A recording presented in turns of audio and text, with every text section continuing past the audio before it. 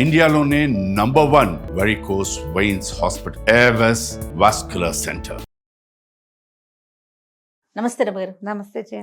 రమగారు, 40+ cross అయిన వాళ్ళు ఖచ్చితంగా ఈ నియమాలు పాటించాలి, పాటించటం మంచిది అనుకునే మీ పాయింట్స్ ఏమైనా ఉంటే చెప్పండి. తిండి తగ్గించుకోవాలి, జంక్ ఫుడ్ మానేయాలి, లేట్ నైట్ పార్టీసు అవి తగ్గించుకోవాలి, early to bed early to rise ఇది పెట్టుకోవాలి. ఓకే. ఆరోగ్యాన్ని కాపాడుకోవాలి, ఒంటరిగా ఉండటానికి అలవాటు పడాలి, పిల్లల నుంచి సెపరేషన్కి ప్రాక్టీస్కి వెళ్ళాలి. ఇన్ని ఉన్నాయి రమగారు. చాలా ఉన్నాయి. ఇంకా ఒకవేళ మీరు ఏదైనా కెరీర్లో ఉంటే నేను ఓల్డ్ అయ్యాను లాంటి భావాల్లోకి వెళ్ళకూడదు. ఓకే, అయితే ఓకే. ఓల్డ్ ఫీలింగ్స్లోకి వెళ్ళొద్దు. ఇవి ఓల్డ్ అవ్వటము, పెద్దవాళ్ళు అవ్వటము, 40 వచ్చేసరికి 40వ పడిలోకి వెళ్ళి వచ్చేసరికి కొంత జాగ్రత్త పాటిస్తే మీ పని చేసే క్షమత పెరుగుతుంది, మనం ఎక్కువ పని చేయగలుగుతాం. అంతేగా.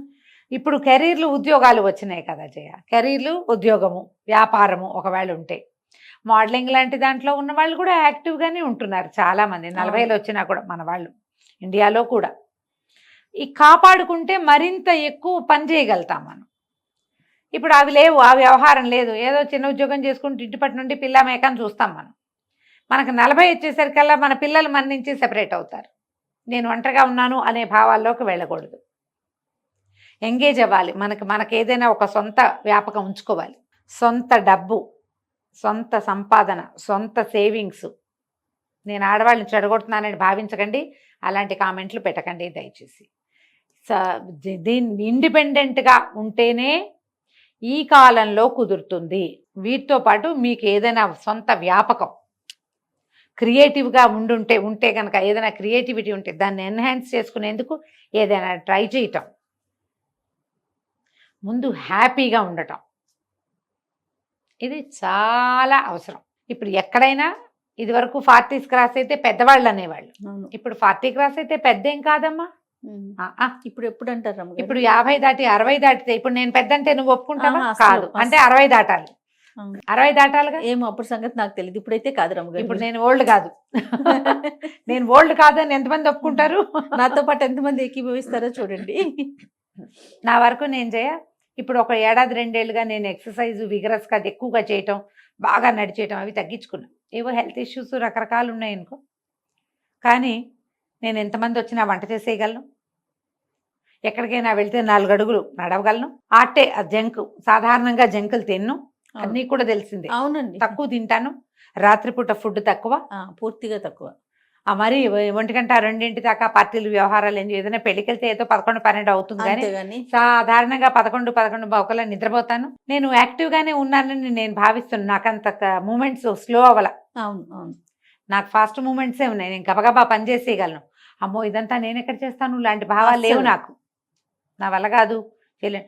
ఏవో నొప్పులు గిప్పులు కనపడుతున్నాయి అప్పుడప్పుడు, మెనపాజ్ వల్ల కనిపిస్తాయి కదా, ఉన్నా కూడా నేను పని చేయలేని పరిస్థితి, అవి నాకు లేవు. ఇంకా నేను అనుకుంటాను లోపల ఉంది, ఇది హెల్తీగా ఉన్నాను నేను లోపల నుంచి. స్ట్రెస్లు వస్తాయి నాకు కూడా, నేను దాన్ని బీట్ చేస్తా. డిప్రెషన్స్ వస్తుంటాయి నాకు కూడా, చాలా డిప్రెస్డ్గా అయ్యాను. ఇదంతా ఏమిటి ఈ జీవితం అలా అనిపిస్తుంటుంది, దాన్ని లాగి పక్కన పారేస్తూ ఉంటా. ఏవేవేవో చేస్తా, ఏవో పనులు, అవసరమైనవి అక్కర్లేనివి, ఎవరి పనులైనా మీదేసుకుని కూడా చేస్తా, ఎక్స్ట్రాలు అంటించుకుని కూడా చేస్తూ ఉంటాను. వాటి వల్ల ఏంటంటే ఎంగేజ్ అవుతాను. చాలా ప్రధానమైంది ఎంగేజ్ అవుతాను. నేను ఇంత బిజీ స్కెడ్యూల్స్లో ఉన్నా నాకు కూడా లోన్లీనెస్ వస్తుంది, నాకు పెద్ద గుంపు ఉన్నా కూడా. అవును, దాన్ని తొలగించుకోవడానికి కూడా నేను ప్రయత్నం చేస్తూనే ఉంటాను. ఇలా నిరంతర పోరాటం చేసే పద్ధతిలో ఉంటేనే మనం హాయిగా బతకగలుగుతాం. ఇది నేర్చుకోండి, నాకెవరు నేర్పలేదు. అలాగే ఇంకా లేకపోతే నేను కూరుకుపోతున్నానని తెలుస్తోంది.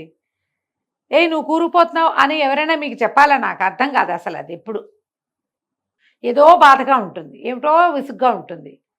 నేను ఇందులోకి వెళ్ళిపోతున్నాను. నేను ఒక సినిక్గా మారిపోతున్నాను. అందరినీ విమర్శించటము, ఎవరి పట్ల సాటిస్ఫాక్షన్ లేకపోవటం, జీవితం పట్ల సాటిస్ఫాక్షన్ లేకపోవటం, మన పట్ల మనకి సాటిస్ఫాక్షన్ లేకపోవటం, సెల్ఫ్ ఎస్టీమ్ కోల్పోవటం, మనని మనం శభాష్ అనుకోకపోవటం, ఇవన్నీ ట్రబుల్స్ 40 తర్వాత వస్తాయి. ఆ 40 దాకా మనం బిజీగా ఉంటాం ఎంతో కొంత.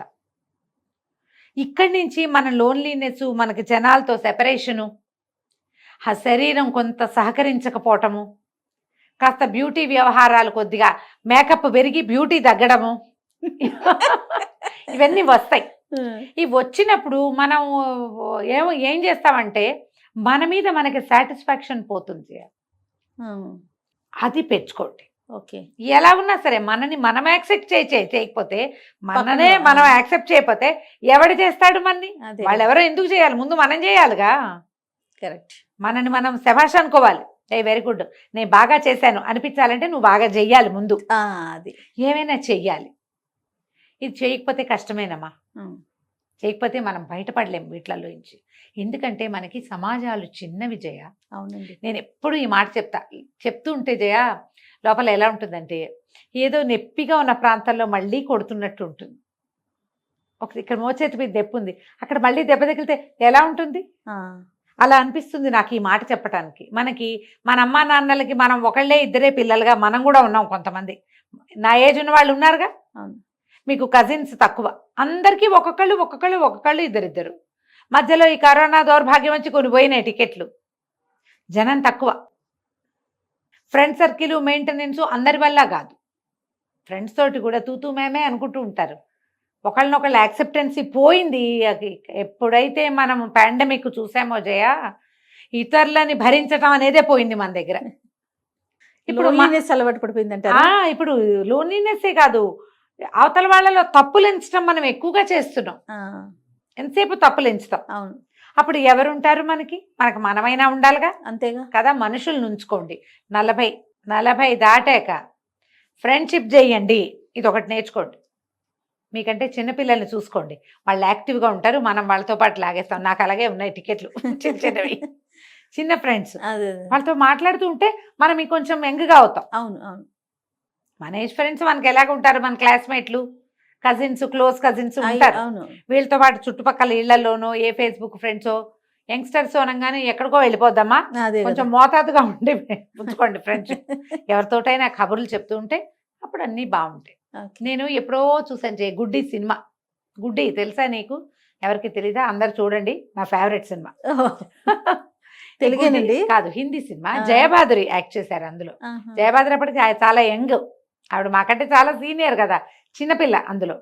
అందులో ఒక ప్రార్థనా గీతం ఉంటుంది. సబ్కో మన్కో శక్తి దేనా మన విజయ్ కరే, దూసరో కే జైసే పెహలే ఖుద్ కో జై కరే. ఇది ఆ పాట. అపని మన్కో శక్తి దేనా మన విజయ్ కరే, మన మనసు విజయం చేయాలి.